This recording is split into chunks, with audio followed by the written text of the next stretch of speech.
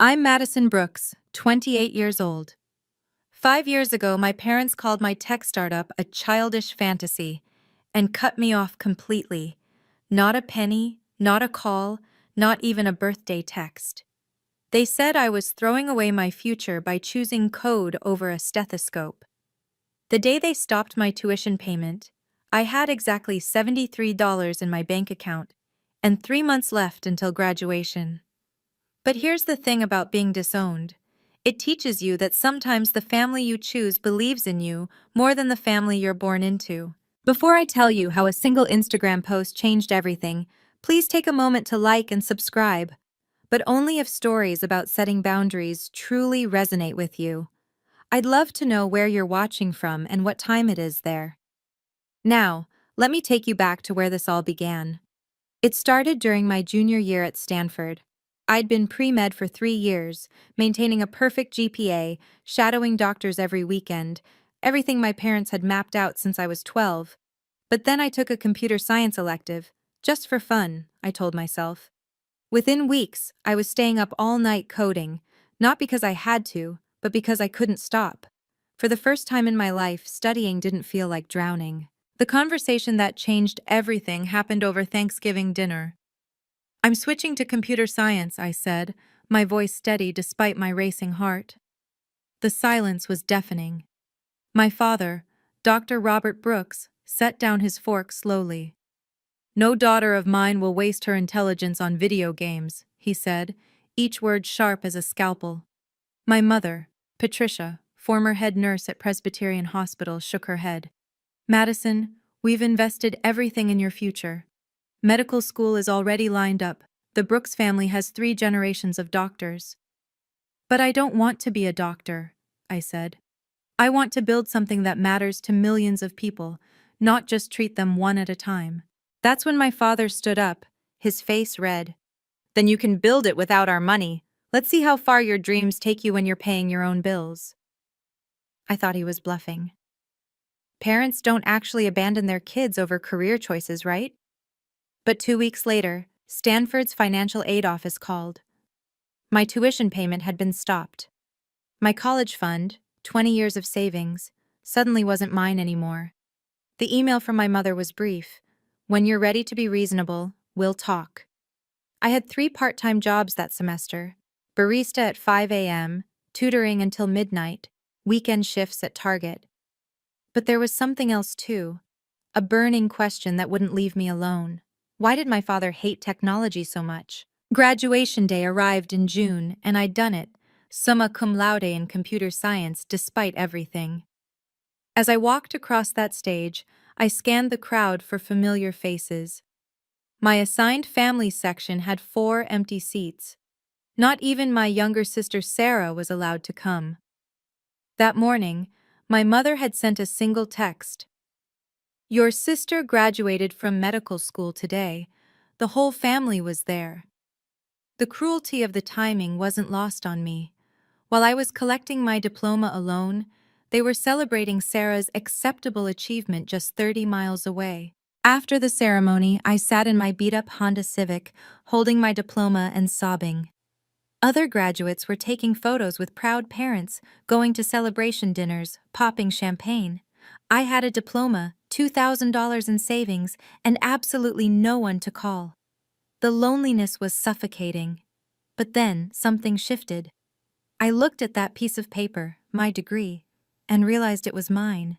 I'd earned every credit, every grade, every achievement without them. If I could do that, what else was I capable of? That night, sleeping on my friend's couch because I couldn't afford my own place yet, I made a promise to myself. I would build something extraordinary. Not to prove them wrong. That would mean they still had power over me. I would build it because I believed in my vision. Success would be my independence, not my revenge. 3 weeks later, I started working on my first app in a borrowed garage, living on ramen and determination. 47 venture capitalists would reject me over the next year, but I only needed one yes.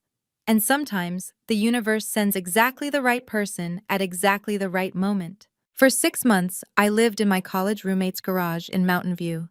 Not a converted garage, an actual garage with a sleeping bag between storage boxes and old bicycles. I showered at the gym, charged my laptop at coffee shops, and coded 18 hours a day. My startup idea was simple but ambitious.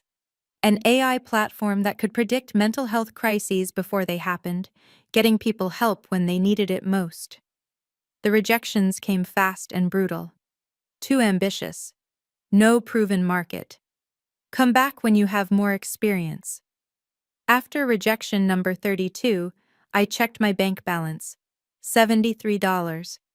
Not even enough for next month's gym membership, which meant no more showers. I was at my lowest point, considering giving up, when I found an envelope slipped under the garage door. No name, just $500 in cash, and a note in my sister Sarah's handwriting. Don't give up. Some of us believe in you. She'd risked everything to help me secretly.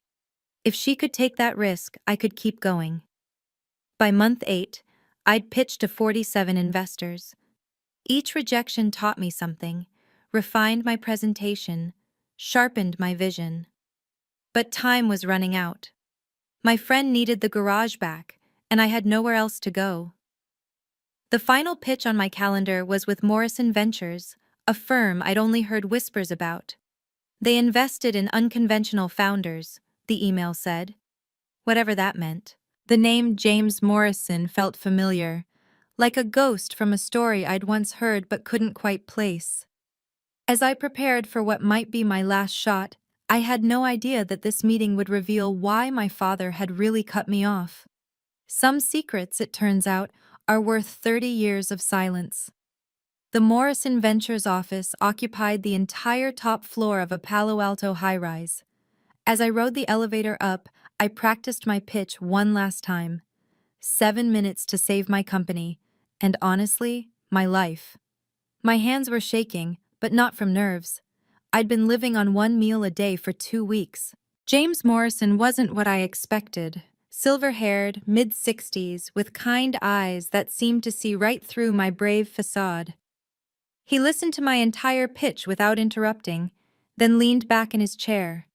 "Brooks," he said slowly, studying my face. "Madison Brooks. You wouldn't happen to be related to Dr. Robert Brooks from Presbyterian Hospital?" My stomach dropped. Of course, even here my father's shadow followed me. "He's my father," I admitted, bracing for another rejection. Morrison's expression shifted to something I couldn't read. "I know your father very well," he said quietly. "We were partners once, 30 years ago, before he chose a different path." The room felt suddenly airless. Partners my father never mentioned. Father, no, I imagine he wouldn't. Morrison stood and walked to the window, looking out at Silicon Valley spread below. "Your father and I were developing a revolutionary diagnostic system together. We were young, ambitious, going to change medicine forever. Then one morning, I woke up to find our research published in the New England Journal of Medicine, under his name only." The pieces clicked into place. My father's sudden rise to prominence, his hatred of technology, his insistence that success had to follow his exact path. "I could have fought it," Morrison continued, "but I chose to pivot instead. Left medicine, went into venture capital, been looking for founders who forged their own paths ever since." He turned back to me. "So tell me, Madison, why should I bet $2 million on someone whose father I have every reason to distrust?" I met Morrison's gaze directly. "Because I'm not my father. I walked away from the path he built with your research. That should tell you everything." Morrison studied me for a long moment. "Your father built his entire career on my work. The diagnostic protocols that made him famous, the research that got him tenure, all of it was mine. But you know what the ironic part is? If he'd stayed partners with me, we'd both be billionaires by now. That system we developed became the foundation for 3 major medical AI companies." The weight of this revelation hit me hard. My father hadn't just betrayed a partner, he'd betrayed his own potential. "Is that why you left medicine?" I asked. "I left because I realized something," Morrison said. "Innovation doesn't come from protecting your territory. It comes from collaboration, from lifting others up. Your father never learned that lesson. He pulled out a contract. But you did. The way you credit every contributor in your pitch deck, the way you've built partnerships despite having nothing, that's what I invest in. I don't want your money because of what my father did, I said quickly. Morrison laughed, a genuine warm sound. Madison, I'm not investing in you to get back at Robert. That chapter closed long ago. I'm investing because your platform could save lives. The fact that you're his daughter who chose her own path, that's just poetic justice. He slid the contract across the desk. 2 million seed funding. But I have one condition. I want to be more than an investor. I want to mentor you. Not to spite your father, but because I see something in you that he was too blind to nurture. I signed that contract with tears in my eyes. Finally, someone believed in my dreams. The $2 million hit my account 3 days later. I stared at the number on my phone screen, sitting in that garage surrounded by empty ramen cups. More money than I'd ever imagined having, and all because someone saw potential where my parents saw failure. Morrison became more than just an investor. Every Tuesday at 7 a.m., we'd meet for coffee, not to discuss numbers or growth metrics, but to talk about vision, leadership, and the courage to build something meaningful. I invest in people who forge their own path despite the cost, he told me once. Your father took the easy path, stealing credit. You took the hard one, earning it. Within 6 months, our platform had prevented over 100 mental health crises. Real people, real lives saved. We hired our first employees, brilliant minds who believed in the mission. The garage became an actual office. The sleeping bag became an apartment. The ramen became real food. But the sweetest victory was quieter. Sarah started visiting secretly once a month, driving up from her residency in San Diego. She'd bring medical insights for our platform, and I'd teach her basic coding. Mom and Dad keep asking if I've heard from you, she told me. I just changed the subject. Do they know about the company? I asked. No, they refuse to Google you. Dad says you'll come crawling back eventually. By year 3, we'd raised Series A funding, $20 million at a $50 million valuation. 47 employees, 3 offices, and partnerships with major healthcare systems. We were featured in TechCrunch, Forbes, even the Wall Street Journal. But I kept my personal life offline, invisible. Then I made one mistake.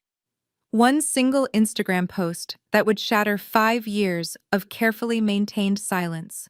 Success, I learned, is sweetest when you don't need anyone else to validate it.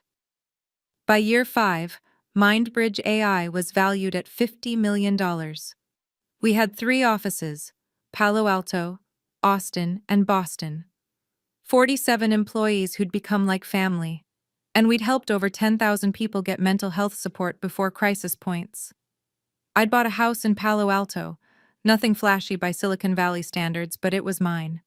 $2 million, 4 bedrooms, a real garage that no one would ever have to sleep in. The seller's agent had asked, "Will your family be moving in with you?" I'd simply answered, "I already have a family," thinking of my team. Sarah's secret visits had become our tradition. Last month, she'd brought her boyfriend, a software engineer who understood our family dynamics. They still don't know, she told me. Mom mentions you sometimes, always in past tense, like you died. Maybe I did, I replied. The daughter they wanted died, but Madison Brooks, the CEO, she's very much alive. 0 contact in 5 years. Not a single call, text, or email. Birthdays passed unmarked. Holidays spent with Morrison and his family, who'd adopted me as an honorary daughter.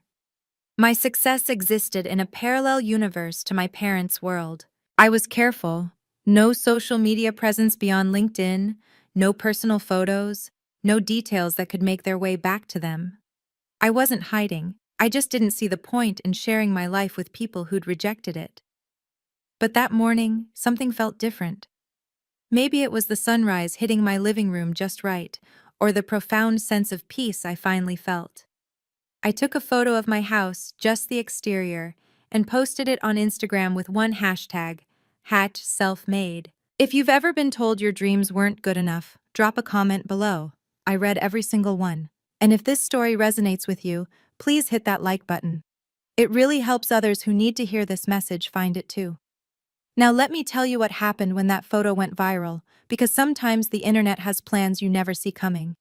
Within 24 hours, that simple photo had 50,000 likes. I'd forgotten that my old Stanford classmates followed me, that tech Twitter existed, that nothing stays quiet in Silicon Valley. Business Insider picked it up. Mindbridge CEO, Madison Brooks' self-made success story. The comments flooded in. Your parents must be so proud. The American dream, from garage startup to this. But scattered among the congratulations were messages from people I'd forgotten existed. High school classmates, my parents' colleagues' children, extended family members, all suddenly interested in reconnecting. My DMs exploded with variations of, "I always knew you'd make it," from people who'd been silent for 5 years. Sarah called me, panicked. "Madison, it's everywhere. Jennifer from Mom's book club sent it to her. Dad saw it at the hospital. Someone printed the Business Insider article and put it on the bulletin board." "Good," I said, surprising myself with how little I cared. "Madison, you don't understand. They're telling everyone you're coming home for Dad's 60th birthday. Mom's already bragging about her successful daughter in tech." The audacity took my breath away. 5 years of silence, and now they were claiming my success as their own? But I wasn't angry. I was curious. What would they do next? Morrison texted me that evening. "Saw the article. Your father must be having interesting feelings right now." "Haven't heard from them," I replied. "You will," he wrote back. "Success has a way of healing selective amnesia." He was right, of course. The next morning, as I was reviewing quarterly reports, my phone buzzed with a text from a number I'd never deleted, but never expected to see again. "Dad. Congratulations, honey. Saw the article. We always knew you'd succeed." I stared at the text for a full minute. 5 years of silence broken by 11 words that rewrote history. We always knew? They'd literally bet against me. Before I could process it, another text.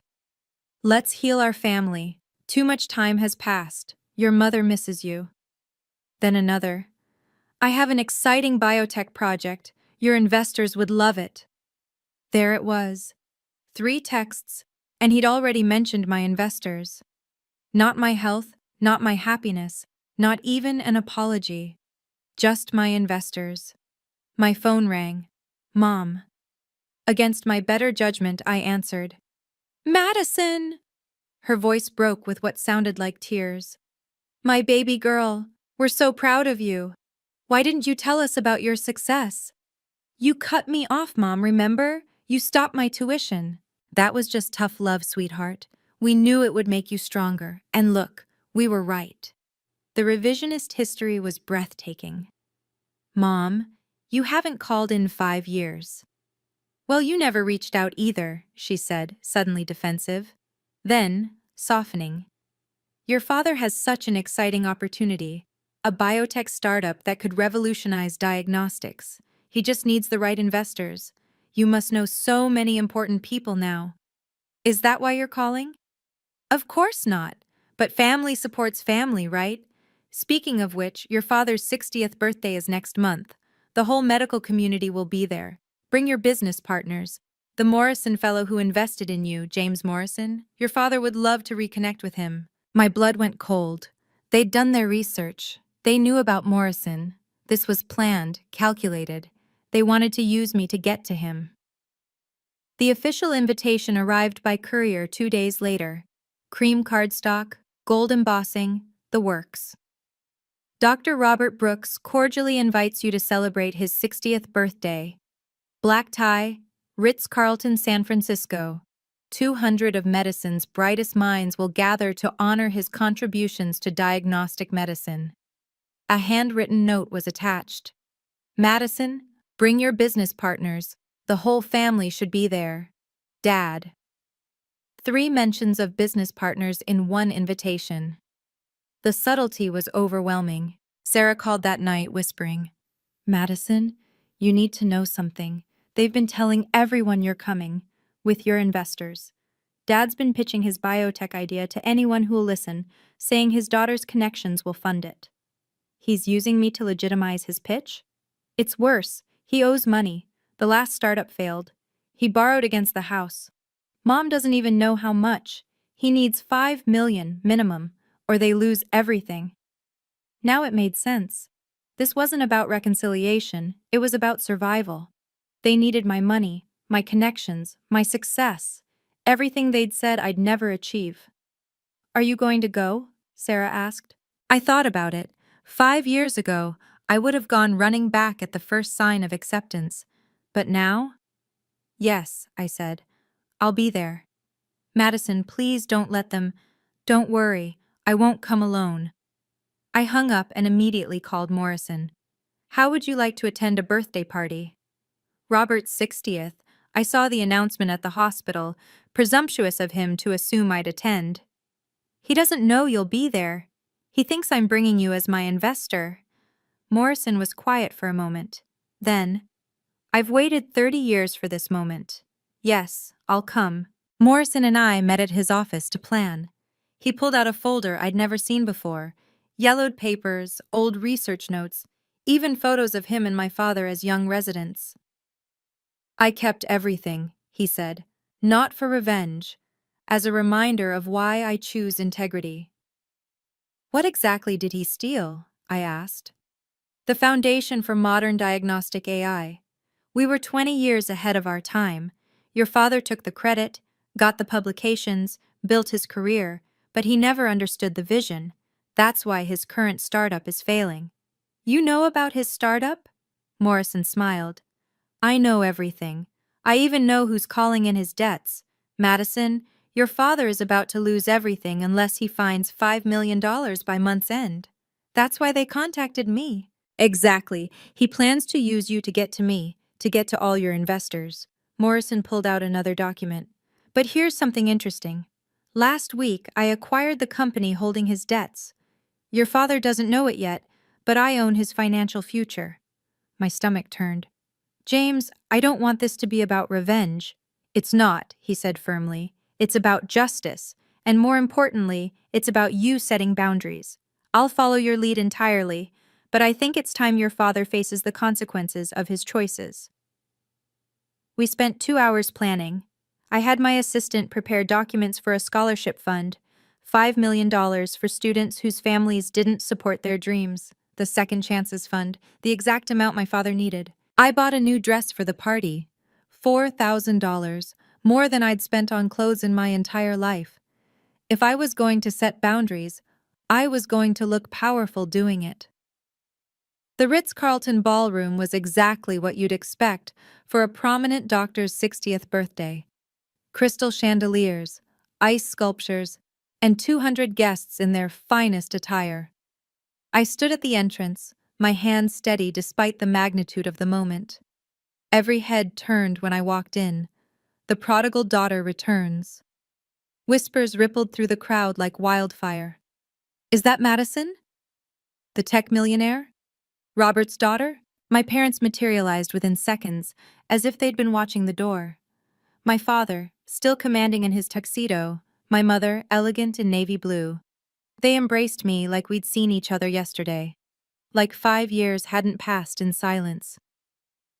Everyone, our successful daughter is here, my father announced, his voice carrying across the ballroom.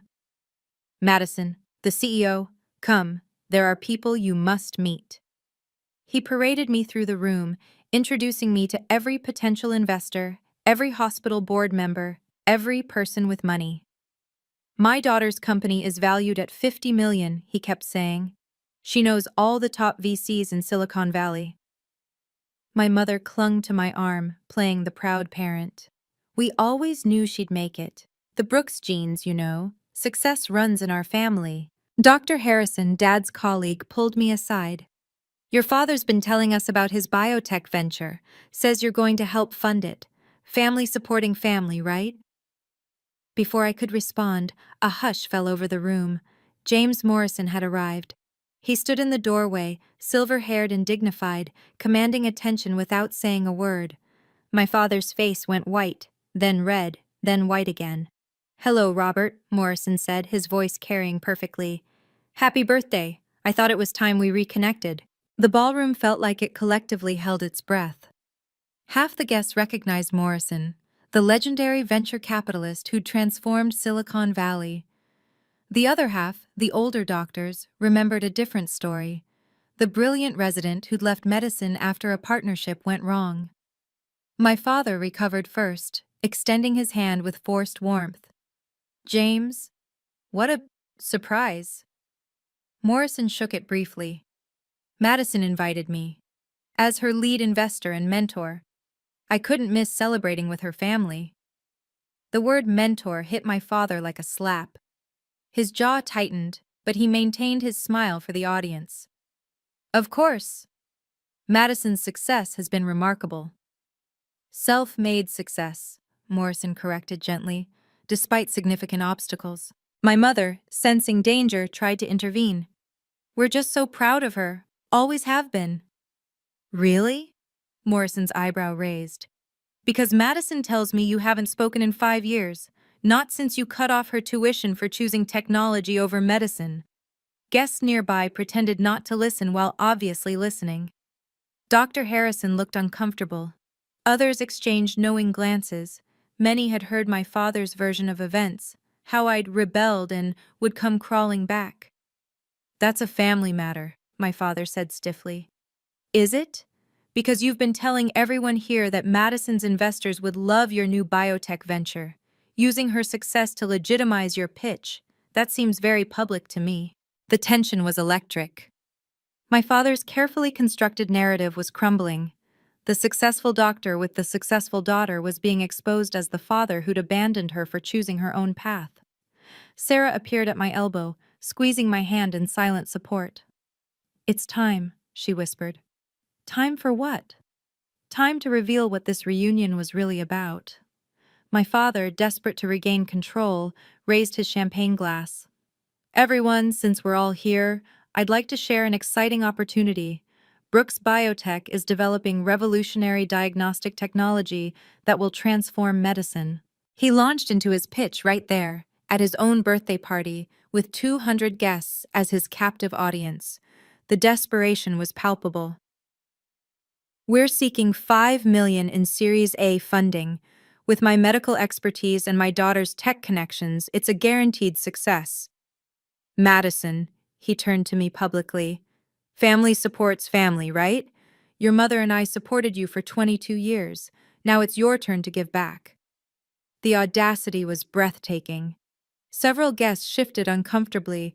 This wasn't how these things were done, not in polite society. "Tell us more about this technology," Morrison said innocently. "Is it based on your early research, the work you published 30 years ago?" My father's face flushed. "My research, yes. Groundbreaking work that established my career." "Interesting, because I seem to remember that research differently.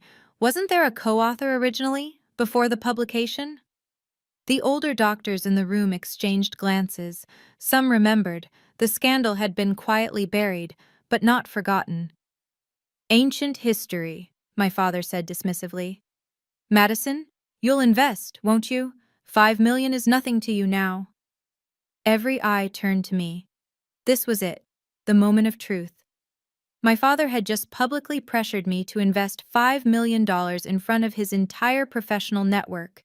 He was betting I wouldn't dare refuse in front of everyone. He'd bet wrong. I stood up slowly, taking the microphone from the bandstand. "Actually, Dad, I have an announcement of my own." Have you ever had to choose between family approval and your dreams? You're not alone. Share your story in the comments. This community understands what it's like to forge your own path. And if you believe everyone deserves a second chance at their dreams, please subscribe and ring the notification bell. Now, here's where everything changed, in front of 200 witnesses. I held the microphone steady, my voice clear and calm. "Thank you all for being here tonight. I want to thank my parents for teaching me the most valuable lesson of my life. that independence is earned, not given. My father smiled, thinking I was about to cave. 5 years ago, they cut me off for choosing technology over medicine. Not a penny, not a call, not even a birthday card. They taught me that dreams have a price, and I paid it. Every sleepless night in a garage, every rejection, every moment I wanted to give up but didn't. I owe that strength to their absence. The room was dead silent. My mother's face had gone pale. So tonight, in honor of that lesson, I'm announcing the Second Chances Fund. $5 million in scholarships for students whose families don't support their dreams. For every young person told they're not enough, thinking wrong, dreaming too big. Gasps rippled through the crowd. My father's face went from red to purple. $5 million, I continued, looking directly at him. The exact amount you need for your biotech venture, Dad, but this money will go to students who, like me, had to choose between family approval and their authentic path. I pulled out the check, already made out to the fund. This is what family support really looks like. Believing in someone's dreams, not just when they're profitable, but when they're just beginning. Several people started clapping, then more. Soon, half the room was applauding while my parents stood frozen. "Madison," my father hissed into his own microphone, "how dare you embarrass us like this?" "I'm not embarrassing you, Dad. I'm setting boundaries. There's a difference." "You ungrateful child!" My father's mask finally slipped completely. "We gave you life. We raised you. You owe us everything." "I owed you love, Dad, and I gave it unconditionally for 22 years. But you made your choice when you withdrew it the moment I chose my own path." My mother grabbed the microphone. "Madison, please. We're your parents. We made mistakes, but we're family. You can't just abandon us when we need you." "Abandon you?" I kept my voice level, professional. "You mean like you abandoned me when I needed you? When I was sleeping in a garage, eating once a day, did you call? When I graduated with honors, were you there?" The crowd was riveted. This was better than any reality show. Real drama, real stakes, real consequences. Dr. Harrison tried to mediate. "Perhaps this is a conversation for private—" "No," my father interrupted, his desperation showing. "She wants to humiliate us publicly? Fine. Madison, you have no idea what we sacrificed for you. The opportunities I gave up, the research I had to steal." He stopped, realizing what he'd just said. The room collectively gasped. Morrison stepped forward. "Please, Robert, continue. Tell us about the research you had to steal. Tell everyone how you built your career on my work." The older doctors were nodding now. They remembered. The whispers had been true all along. "That's irrelevant," my father shouted. "Madison, you will invest in this company. You owe us that much." "I owe you nothing," I said simply. "But I'll give you the same chance you gave me. Build your company yourself. Bootstrap it. Prove everyone wrong." "Isn't that what you told me to do?" Morrison stepped up to the microphone, his presence commanding absolute attention. "Since we're sharing truths tonight, I have one more. Robert, your biotech company doesn't exist anymore. It was liquidated last week." My father's face went white. "What are you talking about?" "I acquired the holding company that owns your debts. Every loan, every mortgage, every borrowed dollar. You've been pitching a company that's already bankrupt, using your daughter's success to attract investors to a fraud." The room erupted. This was beyond scandal. This was potentially criminal. "The board voted to remove you yesterday," Morrison continued calmly. "The letter should arrive Monday. Something about falsified research data. Again. Seems you never learned that stolen foundations eventually crumble." "You did this!" My father pointed at Morrison, then at me. "You both planned this." "No, Robert, you did this.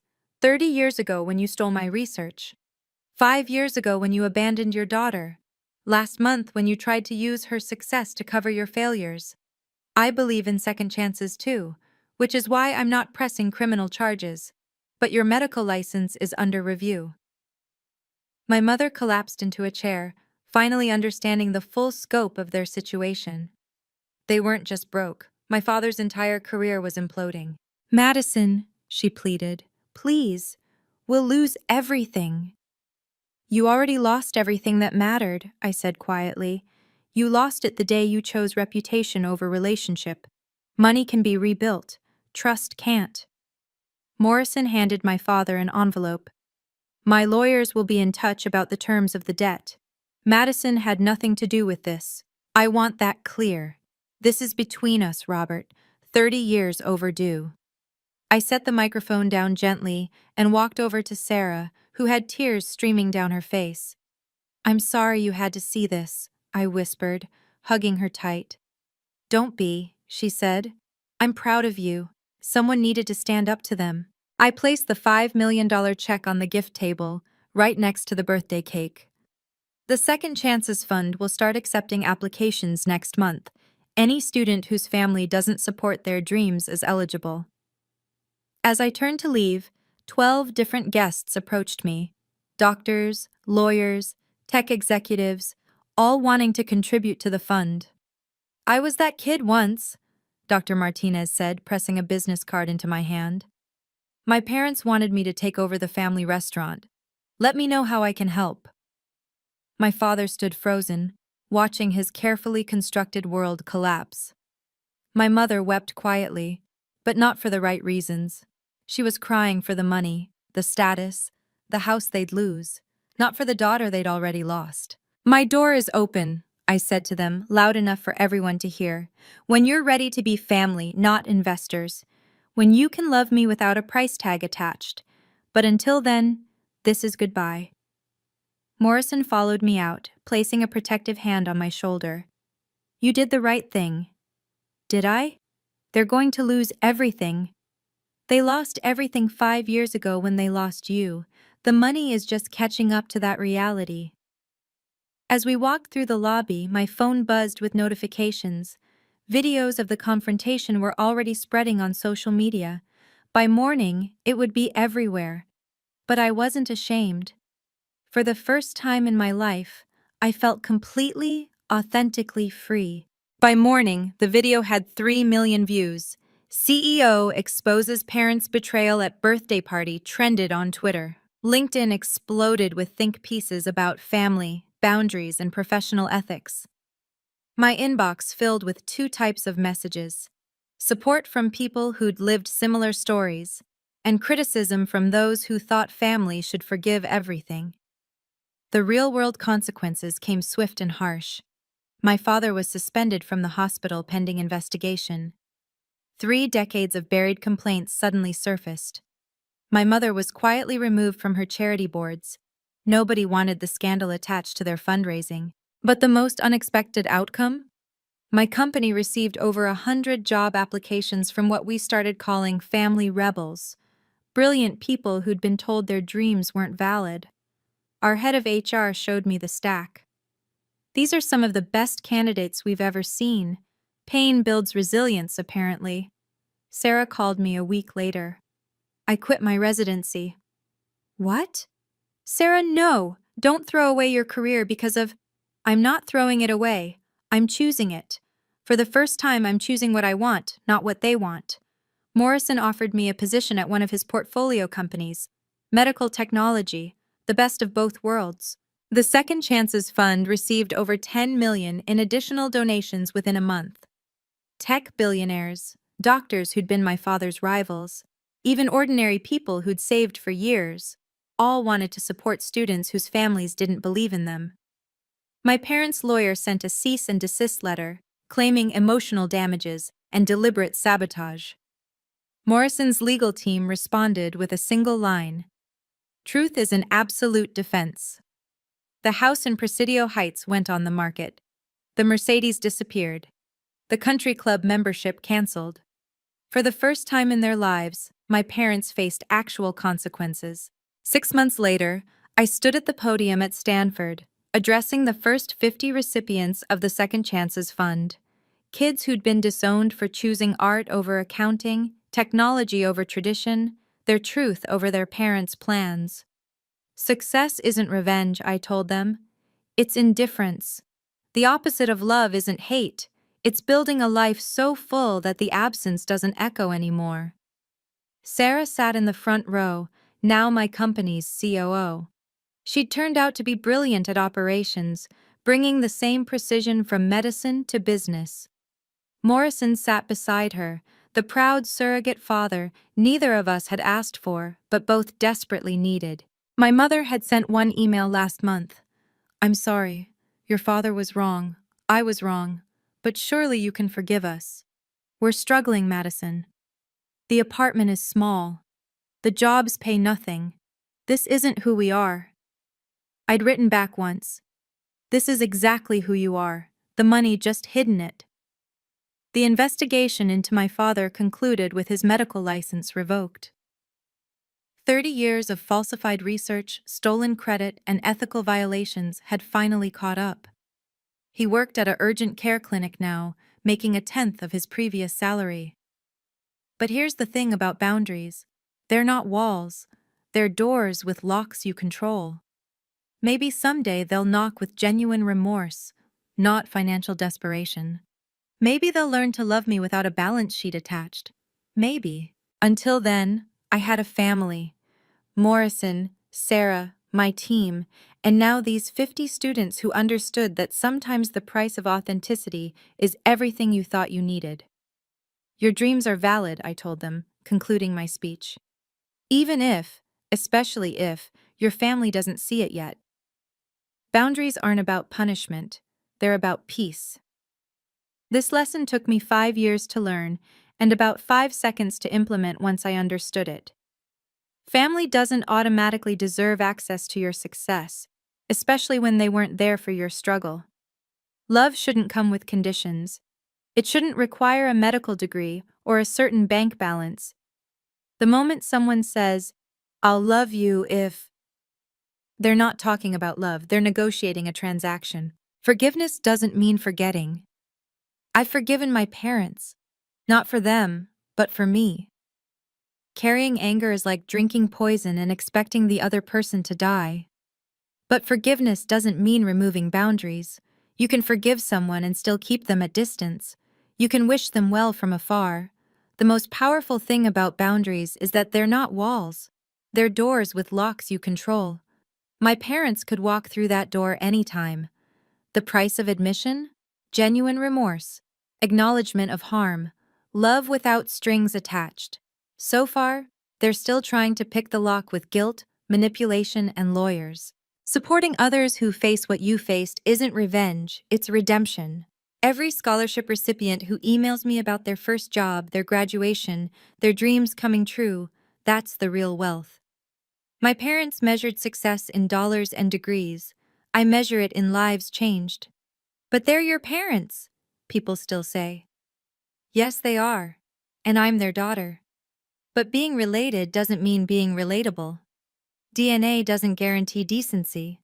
Blood doesn't buy blind loyalty. The strongest families are the ones you choose, not the ones you're born into.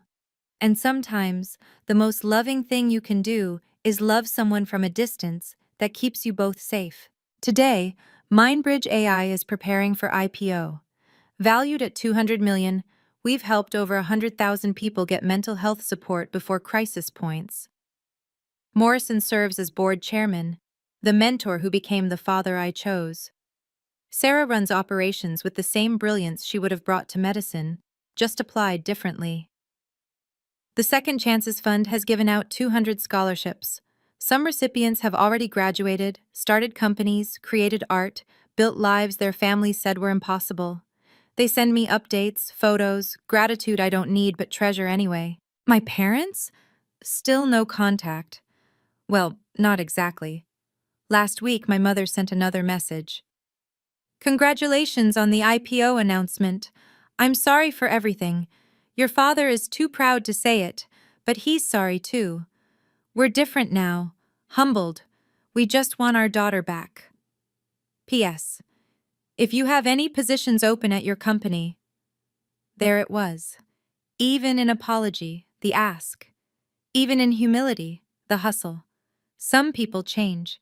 Some people just change tactics. I didn't respond. Not out of cruelty, but out of clarity. They don't want their daughter back. They want their daughter's success back. There's a difference, and I've learned to see it. My house in Palo Alto has become a sanctuary for orphans by choice, successful people whose families couldn't love them as they are. We have dinners every Sunday. Morrison brings wine. Sarah brings dessert. We built the family we needed, not the one we were given.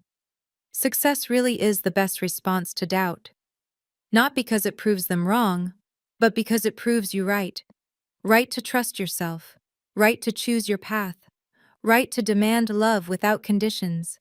The IPO will make me wealthy beyond my parents' wildest dreams. But the real fortune? The freedom to never need their approval again. This story isn't about revenge. It never was. It's about the radical act of choosing yourself when everyone else demands you choose them. It's about learning that no is a complete sentence, that boundaries aren't cruel, and that sometimes the most loving thing you can do is let go.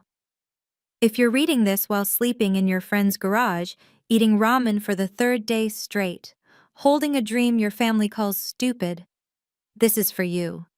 Your dreams are valid, even if your family doesn't see it yet.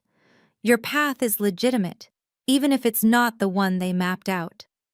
Your success will come, and when it does, you get to decide who deserves to celebrate it with you. To my parents, if you ever read this, my door is still open, but it opens to family, not investors. It opens to love, not leverage. It opens to parents who can be proud of their daughter, the CEO, the dropout, the failure, and the success, all versions equally. When you can love all of me, not just the profitable parts, you know where to find me. To everyone else, family isn't about blood. It's about belief. The people who show up when you're nobody are the ones who deserve to celebrate when you're somebody. Everyone else is just audience. Your dreams matter. Your boundaries matter. You matter. Not because of what you achieve, but because of who you are. And who you are is enough, even if they can't see it yet.